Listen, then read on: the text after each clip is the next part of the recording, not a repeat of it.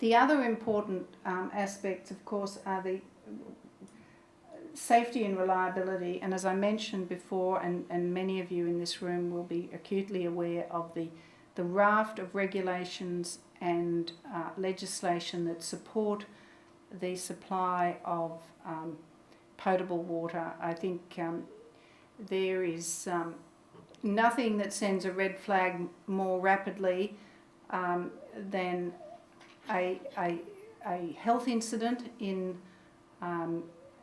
water supply, in potable water supply.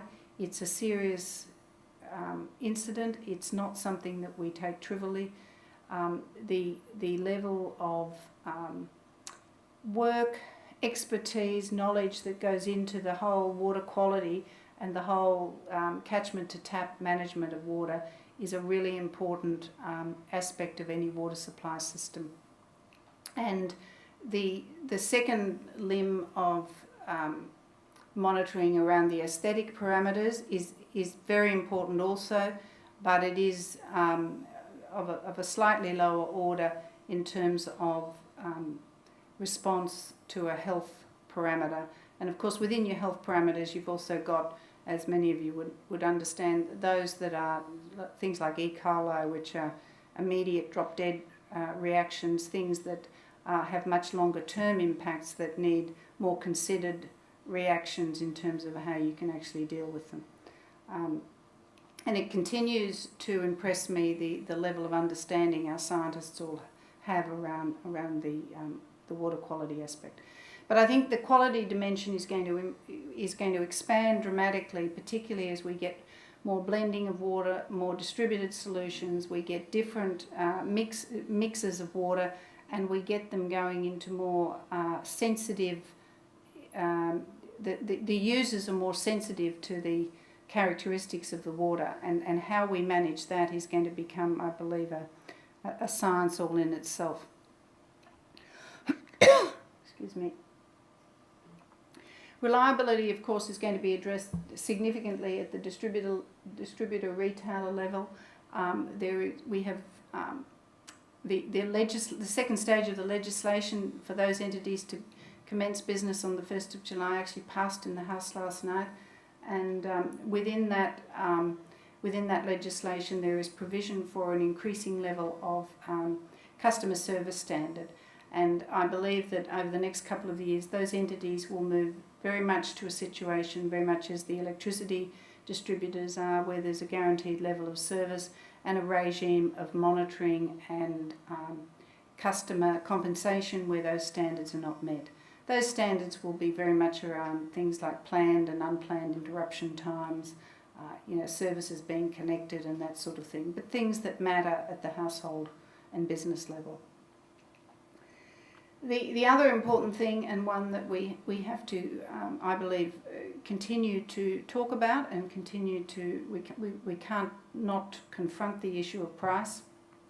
Price is ultimately, particularly in a cost-reflective pricing regime, it is ultimately a function of the underlying costs, and that is why it is going to continue to be really important that we have objective and transparent assessments of the whole of life and whole of cycle costs of all these things we're seeking to deploy. I think we have to be conscious of when we make these decisions that they're made on very objective and sensible bases, and that it is transparent. Excuse me. The price that the distributor retailers will charge will be monitored by the Queensland Competition Authority from the 1st of July 2010, with them moving to full economic regulation within a couple of years, probably no longer than 3 years. The input to that of the bulk price path has been announced by government in 2008.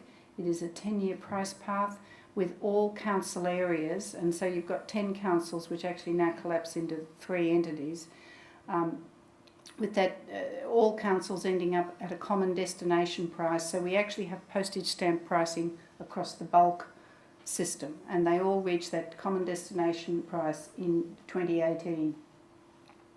The price for services that the grid manager will pay to Seqwater, Linkwater and Water Secure will also be monitored by the Queensland Competition Authority, and that is currently set up in the market rules so that the state is effectively the price regulator, but that will transition within the next short while, as in probably next year, to initially monitoring by the Queensland Competition Authority and then full economic regulation. So I have taken you through this because I think it's important to have an appreciation of the structure within which a proponent of a stormwater harvesting project or a proponent of a local solution, or indeed a developer, will need to be able to get their project to actually work. The questions of who's responsible for the long-term monitoring of these possibilities, who pays, who shares, how do we share the cost, where does it fit in, are all very legitimate questions. I'm going to skip through this because I'd like to really hand on to Dan very shortly, but the desired level of service objectives for South East Queensland are probably well known to you, and I'd just like to speak briefly about the SEQ water strategy, which we will hopefully be finalising within the next month or so. It is a plan that is now, and it's a plan that has evolved, and as the plan has evolved, the first dot point there, the baseline security, has come to pass. We now have a very sound level of baseline security that is based on a portfolio of sources and conjunctive use. We are well prepared, and the plan is built around having the ability to respond to a drought or a demand trigger.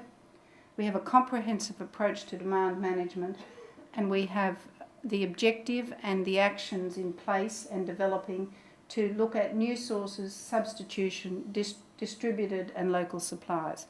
So I think the opportunity for particularly that last set of activities really comes to fruition when you have that sound level of baseline security, and I think that's something that we now have with that sound floor in the system. We effectively have the opportunity to really explore the opportunities.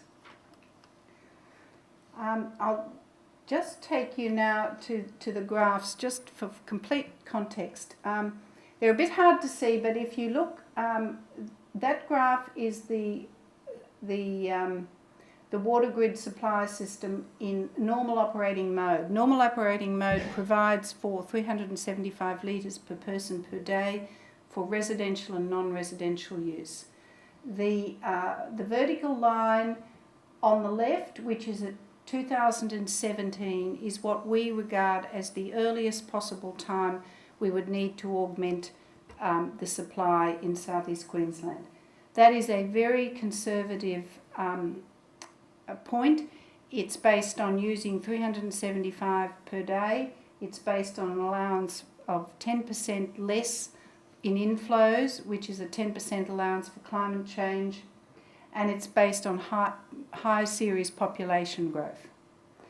So that is very conservative. The vertical line on the right, which is at 2027, is based on, again, 375 litres per person per day. It's medium series population growth and no climate change. So you see just on that graph that there is a 10-year window where we, depending on the circumstances of climate change and inflow, depending on the population growth and the consumption at the individual level, we have variability in when the next source of supply might be required. And so this is why the preparedness part of our strategy becomes so important, so that we are not building and constructing things too soon, but we certainly do not, we need to be prepared to do it in time, and not just in time, well in time,